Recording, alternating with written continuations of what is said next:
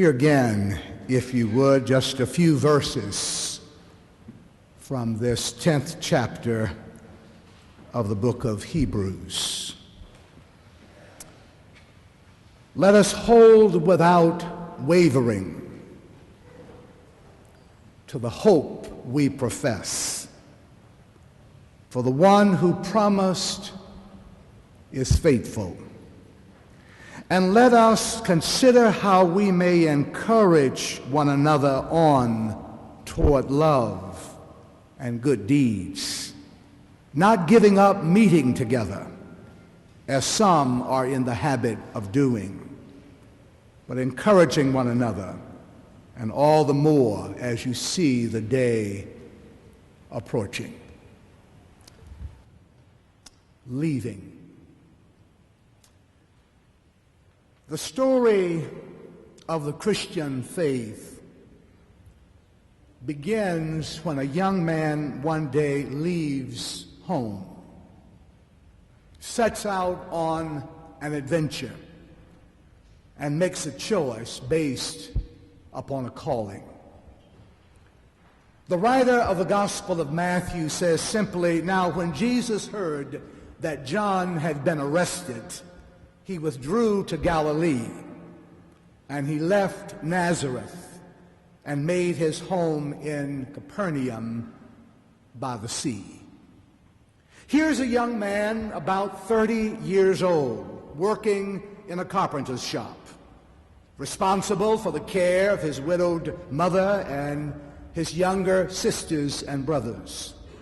And he announces one day that he's leaving the business, leaving his friends, leaving the familiar, leaving the security of a regular income, leaving the care of his family. This young man, about 30 years old, makes an announcement one day that he is leaving. And here I am, much older than 30. Try twice that, then add some. And I've made an announcement that I'm leaving. Leaving this big, beautiful, bold, bodacious, and sometimes boisterous city called New York. Leaving this sweet, loving, welcoming, embracing, open, and affirming community called the Park. Leaving a people whom I love dearly.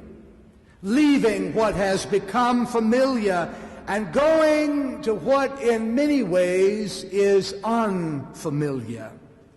Leaving because it's time. And Tina reminds me every day, it's time. But what a blessed privilege it has been to be with you, to know you, to love you, to serve with you in this place. And there is sadness, without a doubt. We feel a deep sense of sadness about leaving, but it is bittersweet as our sadness is laced with joy and excitement about a new chapter for Tina and myself and for you here at the Park. I really believe, friends, and I'm not just blowing smoke your way, as Drew likes to say, but I really believe that there is something new being born here, that the best is yet to come. I believe that. I believe that there is a great and new and exciting future waiting for you, Park Avenue Christian Church. Get ready to embrace it. I've been thinking a great deal lately about leaving, about what it means to leave, about the difficulty of leaving. How does one leave a community? How does one leave friends and family? How does one leave a chapter in life and turn to another? How do you leave the familiar and encounter and embrace something you have never known before? Do we ever really leave? Is leaving a prerequisite for finding and beginning? Maybe the story of leaving is a story of finding and beginning and living and loving. Many of you know that the priest, professor, writer, theologian Henry Nouwen is one of my favorite authors, and he has written, every time we make the decision to love someone, we open ourselves to great suffering. Because those we most love cause us not only great joy, but also great pain. The greatest pain comes from leaving. When the child leaves home, when the husband or wife leaves for a long period of time or for good, when the beloved friend departs to another country or dies, the pain of leaving can tear us apart. Still, if we want to avoid the suffering of leaving, we will never experience the joy of loving. And I recently came across again the little book by Episcopal priest Barbara Brown Taylor, Leaving Church, a Memoir of Faith. And in the book she tells the story of how she ended a 20-year career in ministry when, after much reflection, she left the church as a pastor. She had expected to spend the rest of her life writing sermons, leading worship, making pastoral calls in the big city. Instead, she now writes and teaches at a small liberal arts college in Georgia, lives on a farm with her husband. When she was first ordained and for years thereafter, she felt certain about the fundamentals of her own faith and what it meant to be Christian. But she slowly realized that she was conflicted internally and with the church, in large part because of the church inclusiveness controversies, including gay and lesbian issues. She laments that while ostensibly protecting the integrity of Scripture and church doctrine, people can trample on the rights of others. She writes, as a general rule, I would say that human beings never behave more badly toward one another than when they believe they are protecting God. And you know, in many ways, that's what's happening in the Middle East and in many other places and in communities all across this country. And she says in the book, what if people were invited to come to church to tell what they already know of God instead of to learn what they are supposed to believe? What if they were blessed for what they are doing in the world instead of being chastened for not doing more at church? What if church felt more like a way station than a destination? What if the church's job were to move people out of the door instead of trying to keep them in by convincing them that God needed them more in the world than in the church? She says in the book that I have learned to prize holy ignorance more highly than religious certainty, and to seek companions who have arrived at the same place. She says that I've arrived at an understanding of faith that had far more to do with trust than with certainty. I trusted God to be God, even if I could not say who God was for sure. I trusted God to sustain the world, although I could not say for sure how it happened. I trusted God to hold me and those I loved in life and in death, without giving me one shred of evidence that it was so. The book is about leaving, about living and loving and risking and serving and finding and following. And this is really the message of this little book, the first reading of the day from the book of Hebrews. It's really also a book about leaving and about living and loving and serving and following and finding. This little book of Hebrews, it's the record of the pulling apart of a relationship between pastor and congregation. It's a story about leaving. There is, however, one difference in the pulling apart of that fabric. One difference in the leave-taking. One difference in the changes in the relationship. It is not the usual situation of the pastor leaving after many years of ministry to go off to another church or to retire from active ministry. No, it is not the pastor who is leaving. It is the congregation. The whole congregation is leaving. And they're not leaving because work is taking them elsewhere. They're not leaving because they have opportunities elsewhere. No, they are resigning from the Christian faith. And only the pastor is left.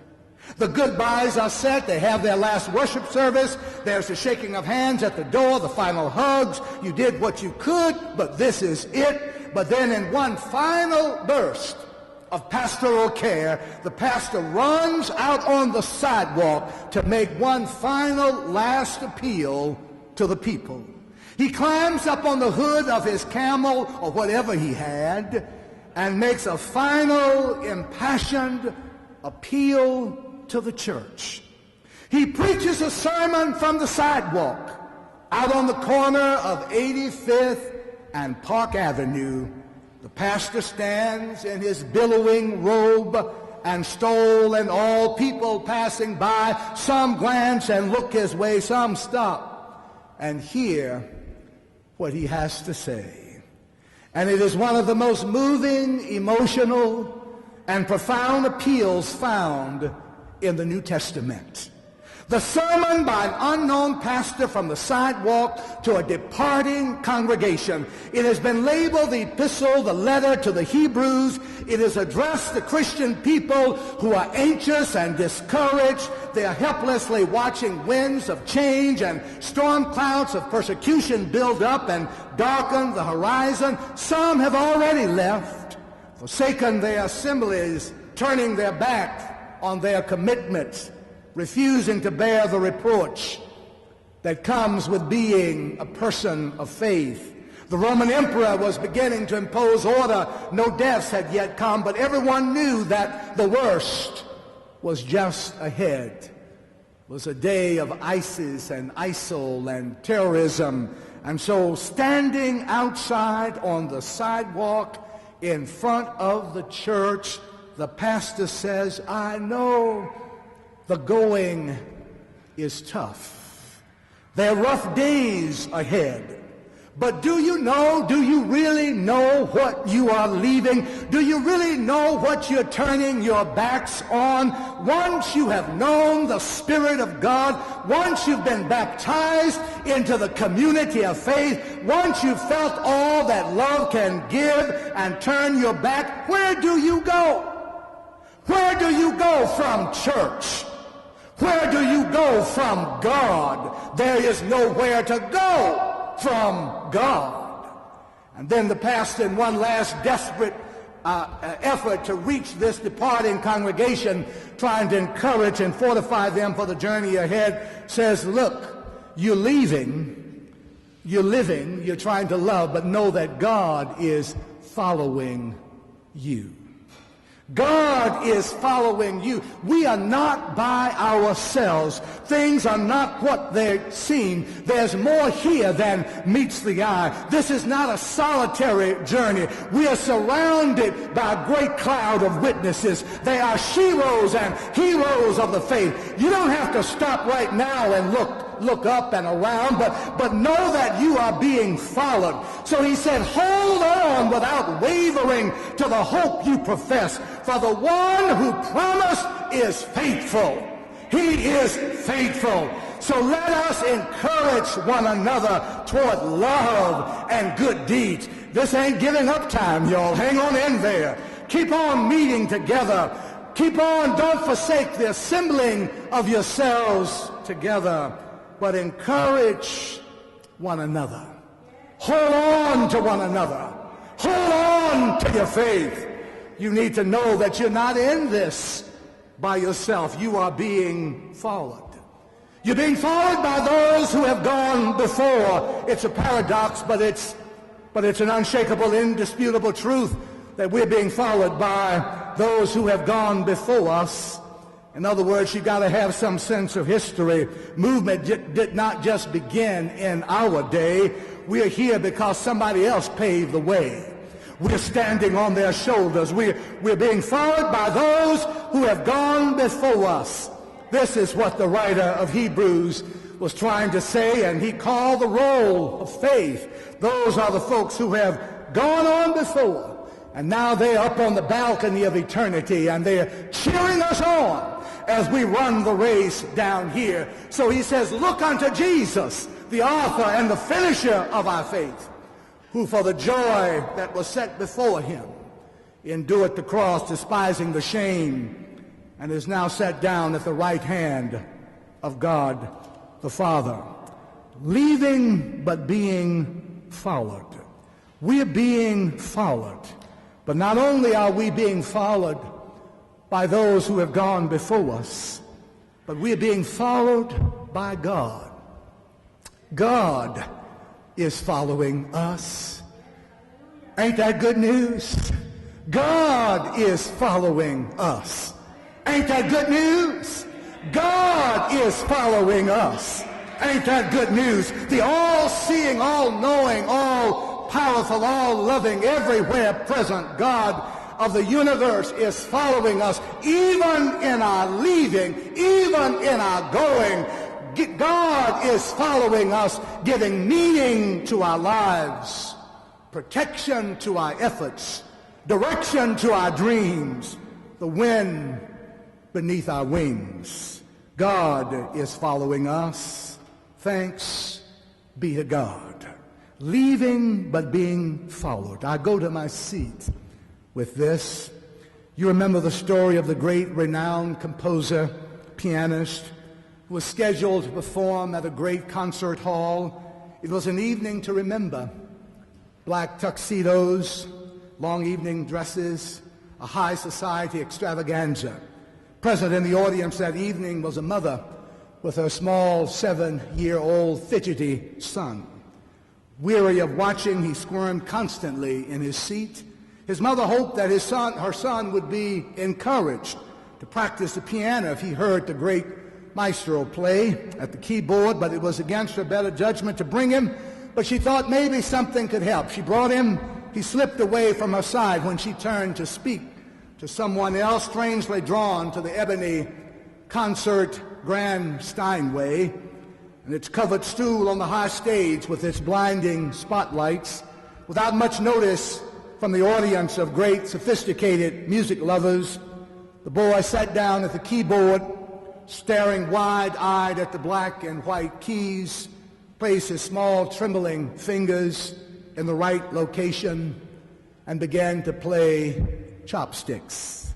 The roar of the crowd was hushed as hundreds of frowning faces turned in his direction. Irritated and embarrassed, they began to shout, "Get that boy away from here. Who'd bring a kid that young in here? Somebody stop him. Get him off that stage. Get him off. Get him out of here." But the maestro, heard him in the back. Without saying a word, without a word of announcement, he came out and stooped over behind the boy, reached around on both sides, and began to improvise a counter melody to harmonize and to enhance chopsticks. As the two played together, the master musician kept whispering in the little boy's ear, "Keep going. Don't quit, son. Keep on playing. Don't stop. Don't quit. You can do it. I believe you can do it. Keep playing. You can do it. Don't quit. Don't stop." And together, the little boy and the maestro musician produced great, beautiful music. And so it can be with us. The going gets tough. The the way is rough as we hammer away on our little projects, which seem about as significant as chopsticks in a great concert hall. There are those who would shout us off the stage of life, but just when we feel like quitting, the one who knows all about us comes along, leans over us, plays with us, and whispers in our ear, "Don't quit. Keep on going. You can make it. You can take it. Don't quit. Keep on going. You can make it. You can take it. It gets better up ahead. Keep on going." So let us hold on without wavering to the hope we profess, for the one who promised is faithful. Amen.